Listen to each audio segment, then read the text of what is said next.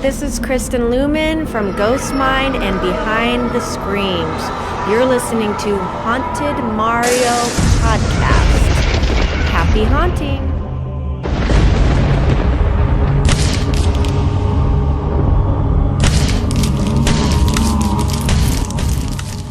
Hello everyone and welcome to the Haunted Mario Podcast. This is the 8th episode and the final episode of the year 2015. On this new episode of the podcast, we're going to be talking about the last 3 locations that we investigated since September. Now, I do know that this podcast is coming a little late in the year. I do apologize. It has been an incredibly chaotic and crazy, busy year for me. But nonetheless, I am bringing you this podcast and reviewing the year overall. It has been a great year for the paranormal as far as the team for Haunted Mario. And I do appreciate all of your continued support. And we're looking forward to a very awesome year in 2016. So I will be also touching bases on what will be going on in some of the events in 2016. And looking on into the future of the website and the Haunted Mario page. Alright, so let's dive right in here. First thing is first, I do want to talk about the last 3 paranormal investigations that we took part in. And those were the haunting at the Ride Hotel in Walnut Grove, California. The haunting at the Heritage Square Museum, that's in Los Angeles, here in California. And also the Graber Olive House, our return to that location back in September. Now, I do realize that I have not recorded a podcast in a while, so I will be discussing a lot of the things that occurred at those events, including some of the crazy experiences that we had. I won't go into a lot of paranormal evidence, especially on the Haunted Ride Hotel and the Heritage Square Museum events. Since I have already done evidence reviews for them, I'll just provide the links down below in the description so that you can view those videos yourself and review that evidence that we've captured over the last 2 investigations. I will, however, be presenting evidence from our Graber Olive House investigation. It was our first time using an electronic trigger object. So let's dive right in here. We'll go in reverse chronological order. Let's first talk about the Ride Hotel. Now, the Ride Hotel, as I said, is located in Walnut Grove, California. The setting of the area where the Ride Hotel is built is actually quite beautiful. It's very picturesque. It's built right next to this highway that is right next to a river.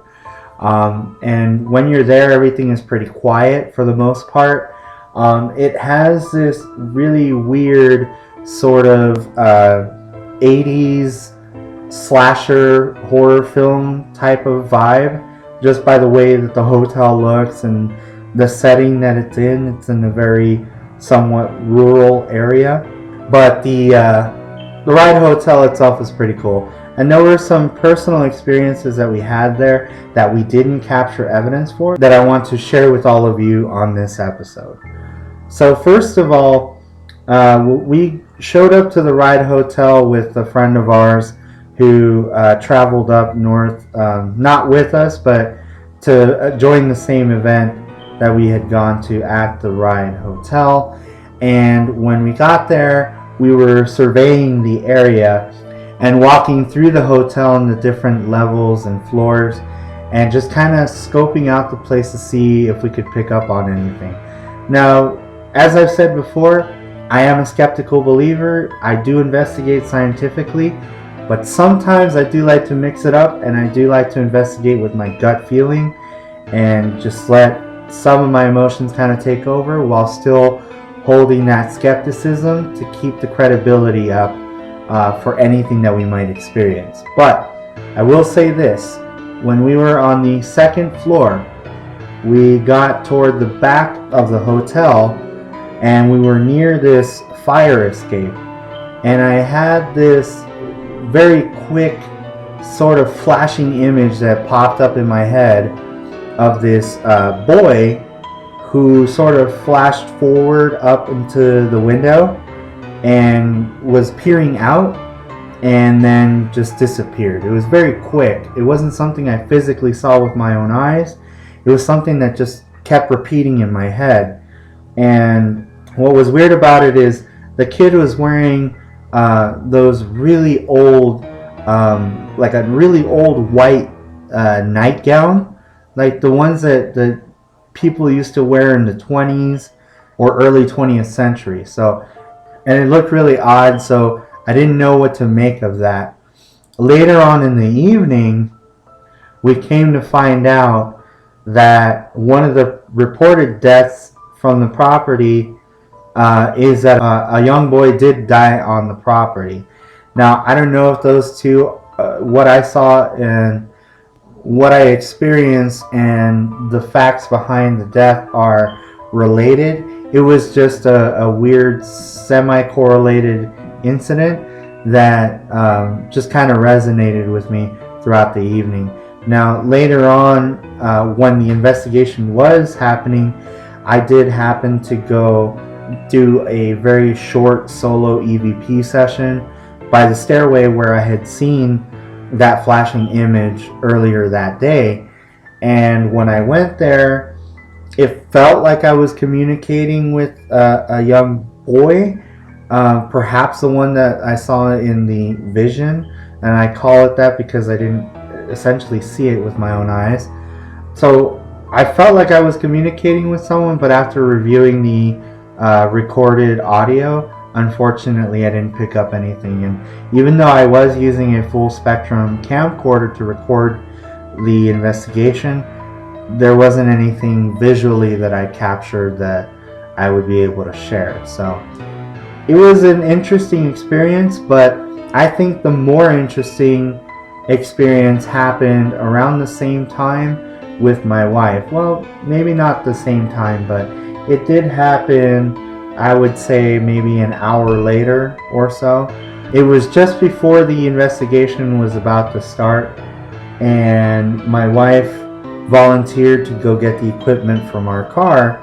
So she went to go get the equipment, and she came back and she had this really awesome story about a personal experience that she had. Now, for this, I would rather have her explain it to you herself, because the experience was very vivid and she was the one that had the experience. So for the very first time, I do want to welcome my wife, Cassie Bernal, and she is the other half of the Haunted Mario team. So welcome, Cassie. Thank you very much for joining us today. And why don't you tell us a little about what you experienced that evening? Hi everyone, thank you for having me here on the Haunted Mario podcast, finally. It's really good to be here.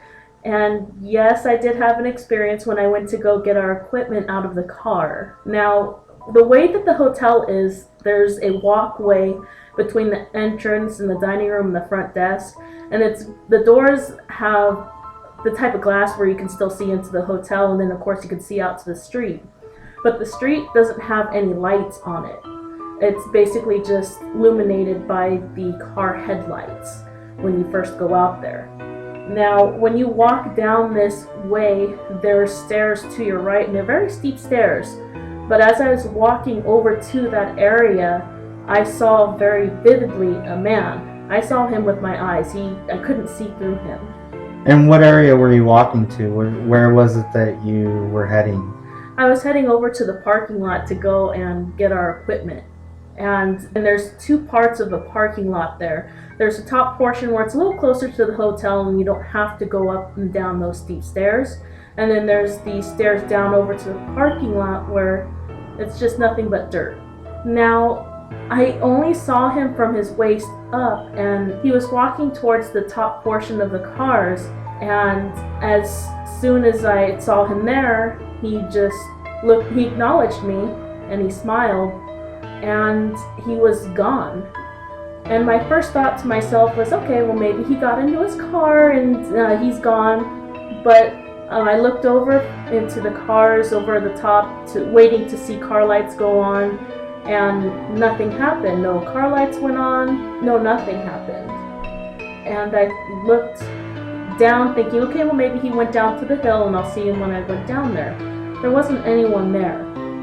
My first thought to debunk it, because he provided his own light, I don't really know how to explain it. It's like he emitted his own light. Yeah, so he was like self-illuminating, Yeah. in other words. It was really odd the way that he was, and my first thought as a paranormal investigator was, okay, maybe it was a car lights. And at that time, there were no cars coming, there were no headlights, there was nothing. Yeah, and the highway that's next to the hotel isn't really people friendly when it comes to having, a dedicated sidewalk, in other words. And the time of evening that it was probably around 7:30, 8 o'clock. So it was already dark at that time. So for anyone to just be walking there, now again, I wasn't there to experience this, but what was your first thought? Was it that perhaps it was someone from the town walking by, or one of the guests perhaps walking to their car? My first thought was maybe it was another one of the paranormal investigators that was coming that night. Maybe they were going out to their car to pick up equipment, or maybe they were going to get a coat. It was pretty cold over there. When you saw this being, or this apparition, for better words, when you saw him, did he say anything to you? Was it just a facial expression that he gave you? Could you describe exactly what he did? He turned and he looked at me and he smiled. I could tell you what he was wearing from the waist up. He was wearing a white shirt, like the type that would have 3 buttons towards the top of the neck, and then a pair of black suspenders over it. He had black hair. It was pretty long for probably how old he was. He could have been in his late 20s, maybe early 30s. I wouldn't be able to tell you what his eyes look like because my eyesight is very terrible. But he turned and he smiled at me, and there was no other words really spoken. And you said that you only saw him from the torso up? Yes. So there was no legs showing at all? No, there wasn't. And at the time I didn't think anything of it, because when you're walking and you're focused, you get this type of tunnel vision where you don't pay attention to anything from the waist down. Okay, well, thank you very much for sharing that. That was an incredible personal experience that you had. And if it's okay with you, I'd like to keep you on the podcast just for a little longer, because there were some crazy experiences that we actually had in the speakeasy towards the end of the evening. One of those was we had set up all of our equipment in the speakeasy, and we were essentially trying to communicate with whatever spirits were there. And we did have sort of a psychic medium with us, which was our friend that had traveled up north to join us on the investigation. And she was actually picking up on 2 girls who we couldn't really determine whether they were related or if they were just best friends. We couldn't get that much information out of that, but could you elaborate a little bit on the experiences that we had with trying to communicate with them? Now, these little girls, the investigator's name, her name is Liz, and she is so sweet and so funny.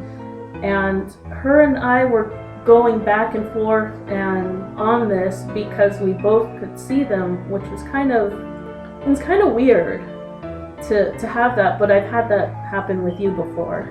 So just to explain, while I am a skeptical believer, there are things that can occur that we have no explanation for.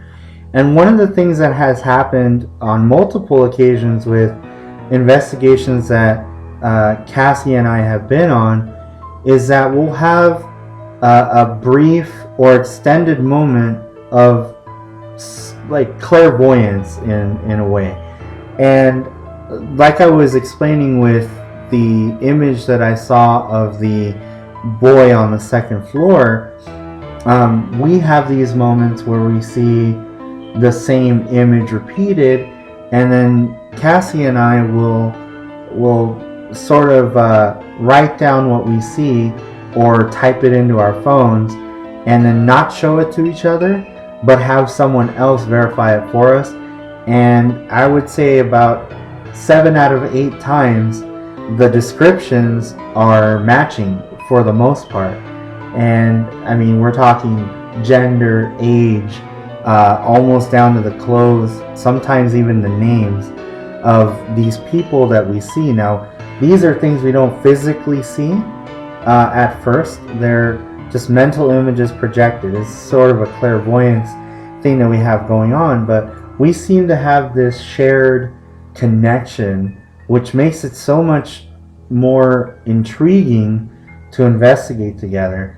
But aside from that, when we were in the speakeasy, Cassie, you were sort of connecting on that level with Liz, and you both were picking up on these little girls, and you guys were giving a ton of information. Now, while you guys were communicating, I was trying to experiment and see different ways of communicating to get some reaction out of them.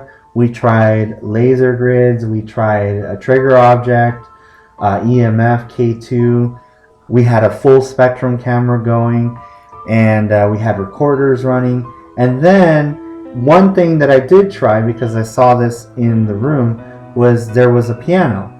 It was in the corner of the speakeasy, and I went over to it, and now I'm not a piano player, and I'm no good, but I can play some tunes on it.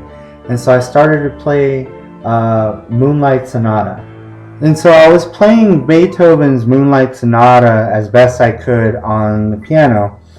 And explain to me what you guys were picking up as I was playing this music. As he was playing this music, we were still picking up on these two little girls. The first one, she was more dominant. She was a little bit more powerful, and the other one was kind of, I guess you could say she was shy. She just kind of like hid behind her. But the more powerful girl, when he would play, she was dancing. She was in her own little world dancing, and she stopped communicating with us. We could just see her in our heads dancing. Now, could you explain what you mean by powerful? She was a little, as far as powerful goes, I mean, she was stronger. She could be picked up a bit more easily. The other one, I think she didn't want to be seen. So what you're saying is not so much powerful, but she had a stronger energy. Yes. Okay. Well, that makes sense. Now, unfortunately, I was not picking up on this. I was just trying to get a reaction out of them. But it seems like, based off of what they were saying, was that at least one of the girls was dancing to the music. Now, could you explain a little bit more as to why this girl was dancing?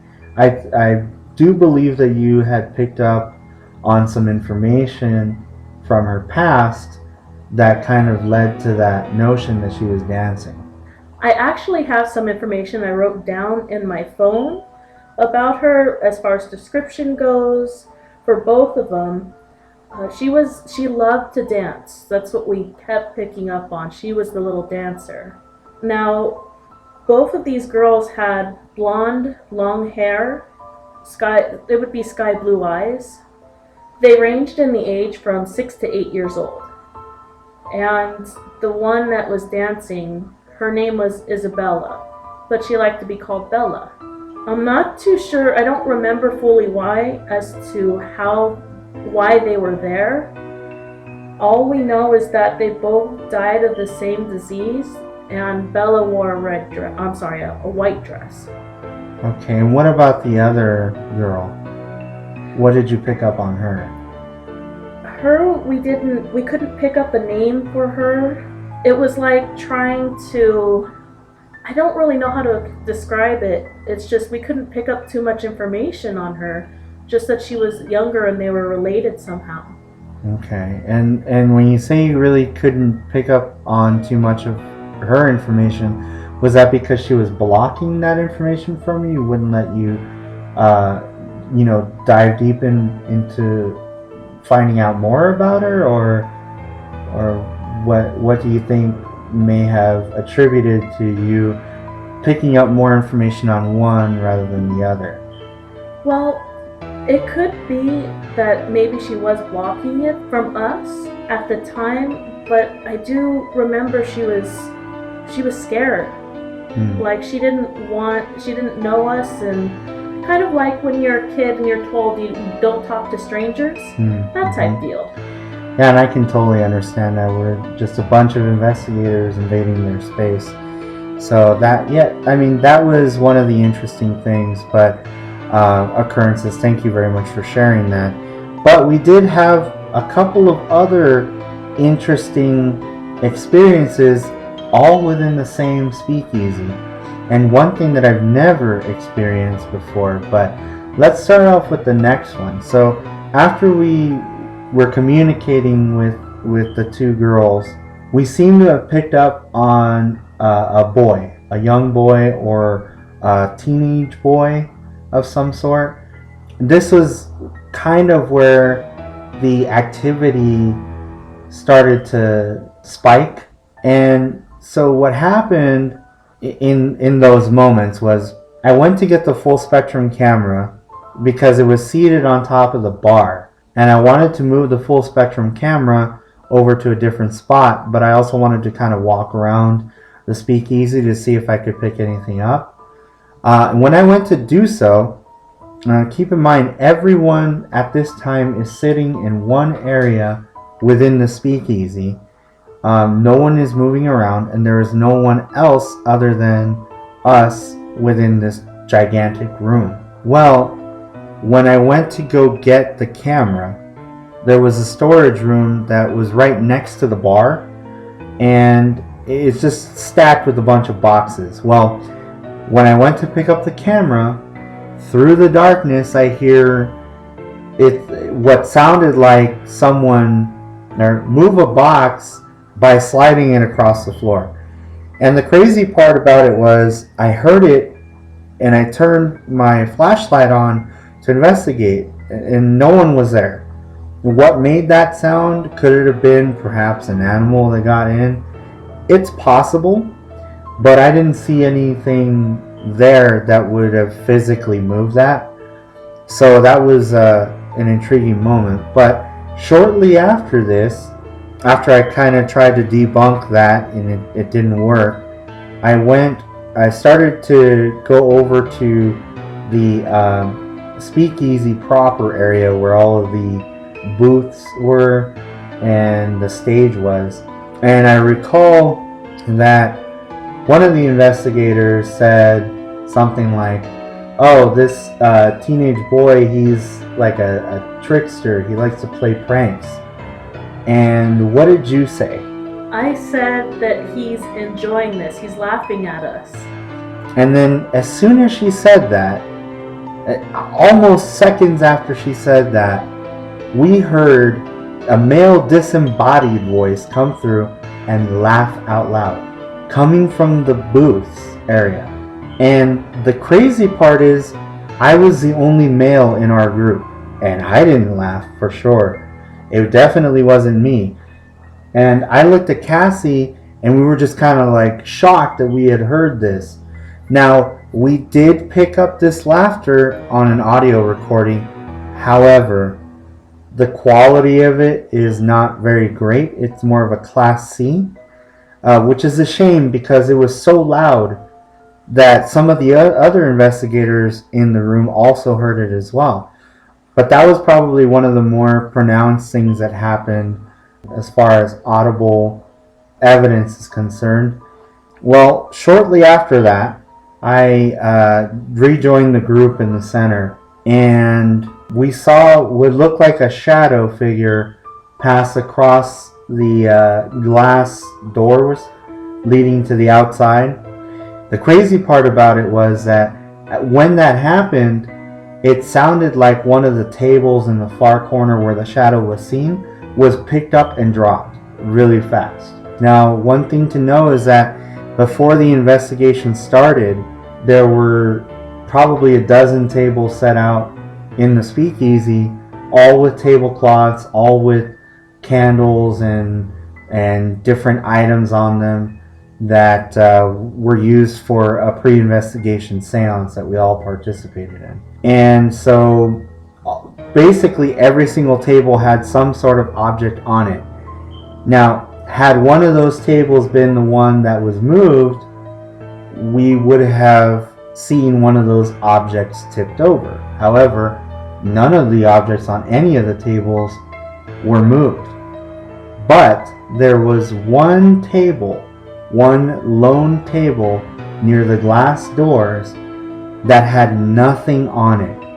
And when I tried to recreate the sounds with all the other tables, the one table that didn't have anything on it was the object that made the closest sound to what we heard. So is it possible that this shadow figure that we saw perhaps lifted the table or bumped the table in some way or physically manipulated it?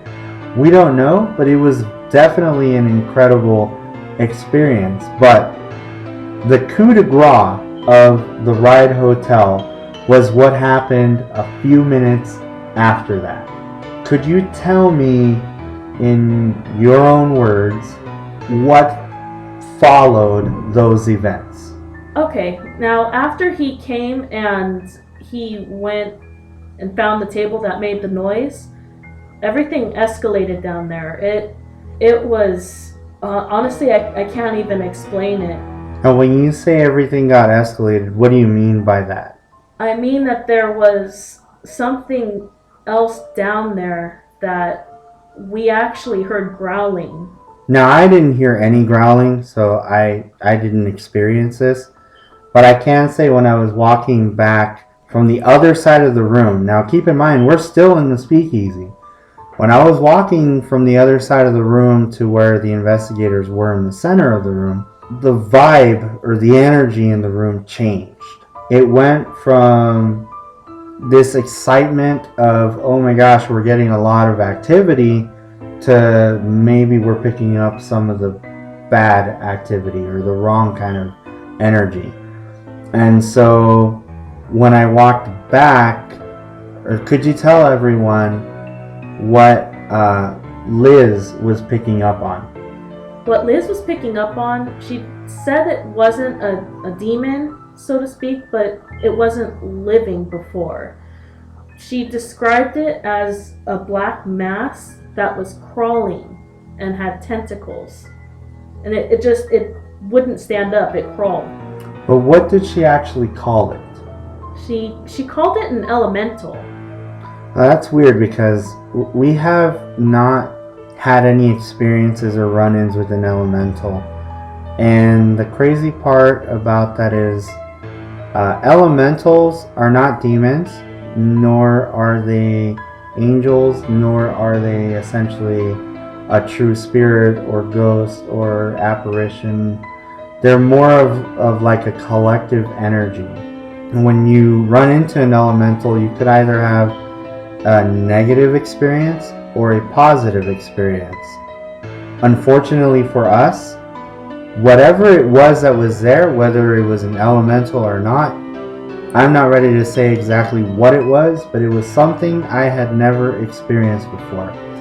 Because when they acknowledged that this thing, whatever it was, entered the room, things got really dark. And in a way that affected me so much that once the investigation was over, I could not even get up off the ground to go outside. It took physical effort and help from Cassie to help me get up. Now, to explain to you what happened, I would like for Cassie to sort of give her perspective of what she saw as far as what I was experiencing, and then I'll divulge what I was actually experiencing, what it felt like for me. So, what, Cassie, when you were, because you were standing right next to me when it started happening, and when things started escalating in this dark mass or thing, which I couldn't see with my own eyes, I could just feel this pull. But what did you see as far as a reaction from me and what was occurring with me? What I saw was, I don't recall if you were going to sit down or if you had fallen over, but I remember you telling me I need to take a seat. And as you sat down, you automatically went to the side, like something pushed you over. And you were laying there, and you were telling me that you couldn't get up. You felt like you weighed 1,000 pounds, even your arms. And I remember getting so very worried about you that I kept telling you, no, you have to get up, no, you have to get up. And I went and I grabbed your hand and attempted to help pull you up. Yeah, so essentially what I felt when this was happening, so they were discussing this thing, whatever it was, and by they I mean Cassie and Liz were trying to explain what it was that had entered the room. And for some reason it sought me out. Probably because I was the only male in the room. Now, for those that know me, I'm a pretty big guy. I'm not easy to take down. I'm a heavy dude. But I've never felt this before, where I recall standing in front of this beam that was supporting the ceiling or roof or whatever. And I was standing in front of it, but I wasn't leaning against it. And when this started happening, it felt like the gravity around me got increased to such a point that I couldn't move. And I got very dizzy, very off kilter, and I wasn't pushed, but it felt like there was a huge force planted on my chest, and it caused me to sort of fall back and lean up against the beam. Now, when this happened, there was sort of an increase of this force, and I just couldn't sustain standing up anymore. Like, I felt so incredibly dense and heavy that I had to sit down. And when I sat down, it only intensified. And so much so that I kind of slumped over to my side, and I had to lay down. I couldn't get up. I couldn't physically get up. It's not that I was being held down, but it just felt so overwhelming. And I have no explanation for that whatsoever. Now, what could have caused that? Was it an elemental? Was it some other type of entity? I have no idea. None of us really know what it was. But that was basically the climax of the highest intensity of paranormal activity that happened that evening. And for that to occur, it was out of this freaking world. And I've never felt anything like that before. And I will say this, that after I exited the building and went outside to get some fresh air, I felt a hell of a lot better. So whatever it was affected us then, so much so that we basically called it a night at that point. And the very last portion of the investigation, we sat at Nerve Center just kind of talking about our experiences over the evening and laughing it up with Scott Grunwald. But other than that, I mean, that pretty much does it for the Ride Hotel. Again, if you're interested in checking out the evidence that we captured there, you can go to the Haunted Mario YouTube channel and check out the video for the evidence revealed at the Haunted Ride Hotel. Now, the next event that I want to talk about is the Stan Lee's Kamikaze official ghost hunt at the Heritage Square Museum. and this is our return to the Heritage Square Museum. That was the night before Halloween. It was on October 30th. And that was actually an incredible investigation. For those that were in attendance, the lead investigators were Kristen Luman from Sci-Fi's Ghost Mine, Ben Hansen from Sci-Fi's Fact or Fake Paranormal, Susan Slaughter from Sci-Fi's Ghost Hunters International, as well as Dawn Staggs, who is one of our favorite investigators and a psychic medium, and also Chad Lindbergh from Destination America's Ghost Stalkers. So it was a fun-filled evening, to say the least.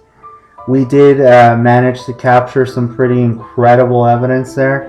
I was actually co-leading the Perry Mansion house with Kristen Luman, so I was paired up with her for leading the paranormal investigation for the evening for that specific house. And my lovely wife Cassie was able to investigate the other 3 houses. Now, the other 3 houses are the Valley Knudsen house, the Hale house, and the Octagon house. Now, out of those 3, which house had the most activity, in your opinion? The most active house that night was the Octagon house. The head investigator was Ben Hansen, and me. It was us and a small group of other people. The way this house is set up, it's exactly as it sounds. It's an octagon house. You walk in through the front door. There's a doorway in the middle that leads up to the stairs that goes up to the 2nd floor and 3rd floor. And then you go through another doorway straight ahead, and that would essentially be the dining room. Now, we stood in the dining room and we were doing EVPs. Me and another investigator kept looking back towards the front door. Now, this doorway that opens up to where the stairs are, if you just make a slight turn, the front door is right there. Now, we kept seeing someone pacing in that room back and forth. And our first initial thought was it was another investigator. You know, maybe they were waiting for us to finish our EVP session. When we went to go see, there was no one there. So we both went back into the room and we saw it again. We saw it a few more times, and we could audibly hear steps on the wooden floor just creaking, going back and forth. And at one point there was a rock kicked. A rock from outside kicked into the inside of the house, or from within the house, like it was just debris on the floor? It was just debris on the floor. It could have been something that fell off someone's shoe. Okay, so you weren't able to determine whether the rock being kicked or moved was actually paranormal, but the shadow figure or the figure that you kept seeing walking back and forth in the opposite room, that you weren't able to debunk? No, we couldn't debunk it. We took account of everyone. We even told Ben, and everyone was in the room. No one had left the room. And there wasn't anyone from outside? Maybe their silhouette was casting into the room, perhaps causing that type of occurrence? Maybe a projected image from the light outside? We thought that originally and tried to debunk it as that. Unfortunately, no one was outside or near the house at that time. Okay, that's a pretty cool experience, and one I got to miss out on, but nonetheless, I was paired up with Kristen Luman of Ghost Mine, and we got the privilege of investigating the Perry Mansion. For those that have checked out the paranormal evidence videos that we've had in the past, you will know that we have investigated the Heritage Square Museum on more than a couple of occasions. And our last investigation, which was about a year ago, was when we captured singing in the Perry Mansion from purportedly one of the daughters of William Perry. So we tried to experiment, Kristen and I tried to experiment in the Perry Mansion with the 4 various groups that rotated, and try to see if we could pick up singing. And luckily enough, we actually did capture some singing. If you're interested in hearing that, you can view the evidence reveal video that I did for the Heritage Square Museum and our last investigation. If you're curious on where to find that, you can go to our YouTube channel and find that video there. It's one of the latest videos that's been posted, and you can actually review the audio that was captured and the singing that we captured within the Perry Mansion. But there was one event, one paranormal experience that happened with one group that did not happen with any other group and was isolated to one area. And that was actually one of the first times I had ever seen an object be manipulated. Now, I didn't see it when it happened, but I saw the after result, and I was in the room when it happened. So what was going on is we had just completed an EVP session in the main family room of the mansion. And so we headed off into the dining room while everyone got to sort of investigate on their own. Everyone actually convened into the dining room. And so we're all standing in there talking, and we did an EVP session within the dining room. And so as we're talking, I'm standing over across the room and I'm talking to another investigator. Kristen Lumen is standing on the adjacent side of the room near the entrance to the dining room, and she's talking to a couple of investigators. And right next to the entrance is this large wooden cabinet. And so she's talking, nobody is touching the cabinet at all. We're all talking amongst each other, just kind of free range conversation. Out of nowhere, we hear one of the investigators go, "Oh wow, look, the cabinet door opened." And sure enough, we looked over, one of the cabinet doors to the wooden cabinet was open. It was open all the way. And the crazy part about it was one of the investigators that was standing with Kristen Lumen next to the cabinet felt the door hit them in the leg when it opened. And so we immediately tried to debunk it. We walked over to the cabinet, checked the hinges, we checked to see how heavy the door was, how much movement would cause it to open, and nothing was causing it to open. Now again, I am a big dude, so I stood next to the cabinet and I started jumping up and down, and I can tell you the door did not open at all. I can cause some movement in a wooden house, trust me, and that door did not open at all. So when we were unable to debunk that occurrence, it was just kind of left up to speculation. We can only label it as a paranormal personal experience that was witnessed by many people in the group. This did not happen again in the evening, and so, you know, it's a great personal experience that we had.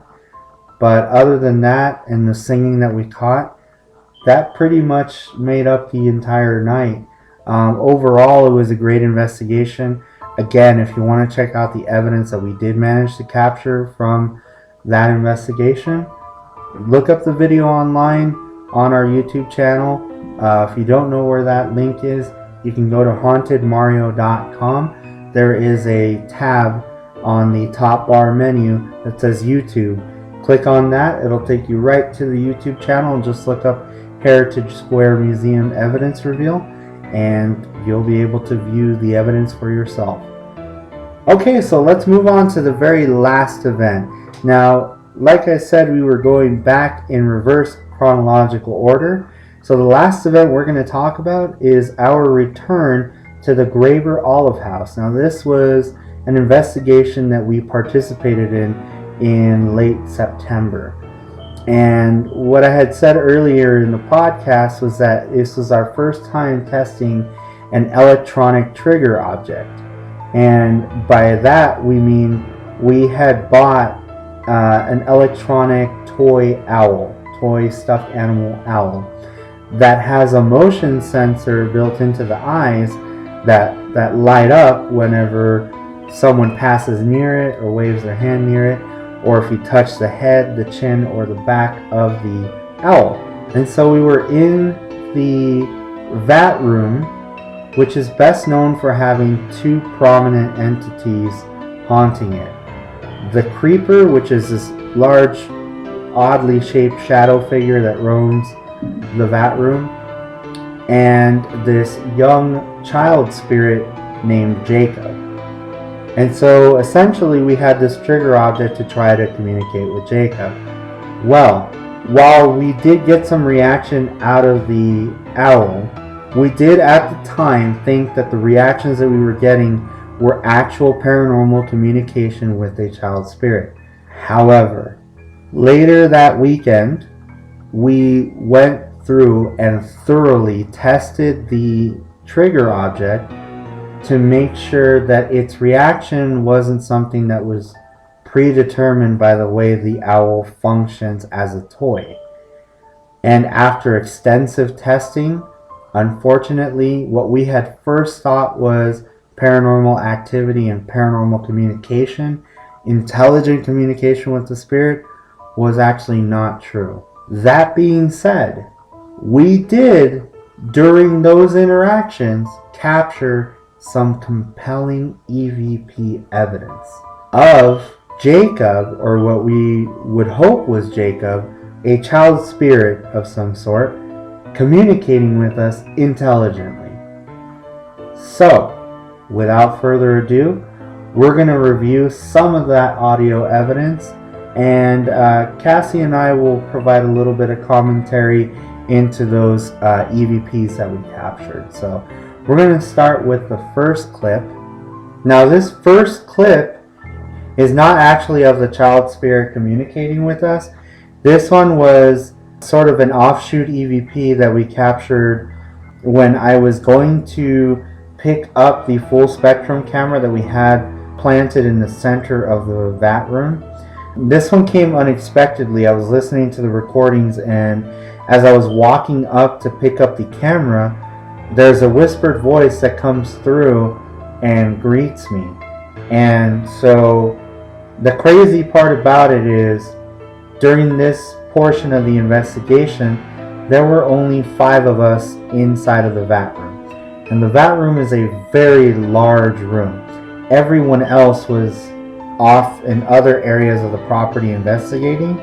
We were the only ones that were inside of the vat room. It was me, my wife, and 2 other investigators, and the owner of the Graver Olive House, all within the vat room in one area. But I walked over to pick up the camera, and this is the EVP that I caught. So I'm going to cue up that clip for you now, and you can listen to it and get your take on it, and then I'll tell you what I'm hearing and then replay it for you again. So here is that first clip.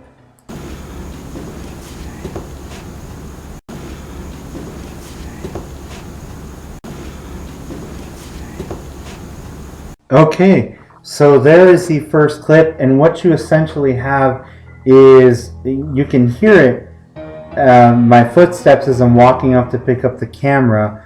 Now, the recorder was actually right next to the camera, so as I'm walking up, there's a voice that comes through a very whispered tone. It sounds like it's acknowledging me or greeting me, saying, "Hey." That's what I'm hearing.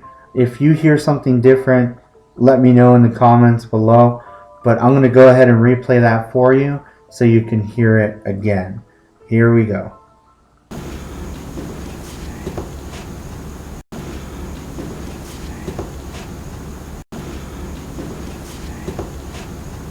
Alright, so there you have it. One of the first EVPs that we caught from that evening. While there were other EVPs that were captured, most of them were Class C EVPs, so their quality isn't as great as this one. But we're going to dive into the last 2 EVPs that I do want to share with you. And these were of us communicating with who we believe to be Jacob, the young child spirit that's known to roam around the vat room. So, as I was explaining before, we had the toy trigger object set up in the vat room, and we were trying to communicate with this child spirit. While we thought that the communication we were getting was paranormal, we later found out that it really wasn't. But when we did review our audio, we did come across two key EVPs that I would like to share with you now. Now, the first EVP is of my wife Cassie acknowledging that Jacob is a smart little boy. And when she does say that, you'll hear a response that comes through. Okay, so here's that clip. So again, you're going to hear Cassie say something along the lines of, "Oh, you're a smart little boy." And then you'll hear a response directly to her statement. And this is definitely a child voice that comes through. What it's exactly saying, we're a bit unclear on, but I will try my best to provide at least a clear idea of what is being spoken. So here is that first clip. You're such a smart little boy. You're such a smart little boy. Okay, so there you have it. That is the first clip of us communicating with Jacob. We'd like to classify that as a Class B EVP. Cassie, what do you think is being spoken in that EVP when you say, "You're such a smart little boy"? What is the response that you're hearing? The response I'm hearing is, "Yes, I am." Okay, so it sounds like, sort of in a playful way, the child spirit Jacob is acknowledging, "Yes, I am a smart little boy." And what we were trying to acknowledge was his interaction, or at least what we thought was his interaction with the owl. Even though he wasn't directly communicating with the owl, maybe he was trying to communicate with the owl and just couldn't. But for some reason, he communicated with us through EVP. So what I am hearing is, "Thank you, ma'am," but you're hearing, "Yes, I am." There's definitely an inconsistency there. I do classify it as a Class B because it is louder than a Class C EVP would be. Even though we're unable to completely discern what is being spoken, it definitely sounds to me more like it's saying, "Yes, I am," instead of "Thank you, ma'am." So we're going to go ahead and conclude that what's being spoken is "Yes, I am." But if you hear something different, feel free to comment down below in the comment section. So I'm going to go ahead and play that clip for you a few more times, and you guys can discern what is being spoken. Again, listen for the voice that comes after Cassie is speaking, and you'll hear the response of a child spirit. Whether this was Jacob or not, we're unsure, but it was definitely an interesting capture considering the disappointment of thinking we were communicating with a trigger object with the child spirit, and turns out it wasn't. But hey, we got this awesome EVP. So check this EVP out a few more times and let us know what you think you hear. You're such a smart little boy. You're such a smart little boy. You're such a smart little boy. Okay, so there you have it. "Yes, I am," coming from, hopefully, Jacob in the vat room of the Graver Olive House. Now, the last EVP we want to review with you guys, another one that came from the vat room and possibly coming from Jacob as well, also while trying to communicate with the owl. Now, this particular EVP was captured, I would say, toward the end of us trying to communicate with the owl. You're going to hear us say a few words, and then you'll hear an acknowledgement from the child we believe is Jacob. So I'm going to cue up that clip for you now, and you'll be able to hear what we're hearing. This EVP is a little clearer, so we'll be able to tell you what we think we're hearing after we play the clip for you. So here is that clip. "Thank you. Thank you, Jacob. Thank you. Thank you, Jacob." Okay, so there you have it. Now this particular clip, again, is toward the end of the experiment that we tried to conduct with the owl. And so you'll hear me say, thank you very much, Jacob, or something like that. And then you'll hear an acknowledgement, a reply back to what I said. And Cassie, what do you hear is being spoken when you hear that reply? When I hear that reply, it's "you're welcome." I mean, it's pretty clear when I listen to it because it's loud. Yes, I'm also hearing "you're welcome" as well. And it sounds like he's saying it directly to us. So we thank him for, at that point we were thanking him for communicating with us because we thought he was communicating via the owl. Later to find out that he was actually communicating with us on an EVP level, which is amazing. And this is probably one of the most intelligent responses that we've ever received at the Graver Olive House. It's probably one of the best EVPs that we've captured at the Graver Olive House. So all in all, that was basically the highlight of the entire evening at the Graver Olive House. And that basically does it for the 3 events that we investigated. Now, while I did not do a reveal video for evidence on the Graver Olive House, I may do one in the future just to kind of look back on some of the investigations. There are a lot of investigations we've conducted where we haven't done an evidence reveal video that we can get to in the future. So look out for those in the year of 2016. As for those 3 investigations, we had a lot of fun investigating there, and all of the EVP captures and all of the personal experiences that we had, whether they were negative or positive, really helped us gain more experience and a little more light into what we might expect in future investigations. 2015 was an incredible year overall. Cassie, were there any highlights in 2015 or anything that stands out as maybe your favorite investigation of the year overall for this year? Well, as far as my favorite investigation of the year, I still have to say it's going to be the Ride Hotel, just because of all the experiences that we had there. And of course, always Graver.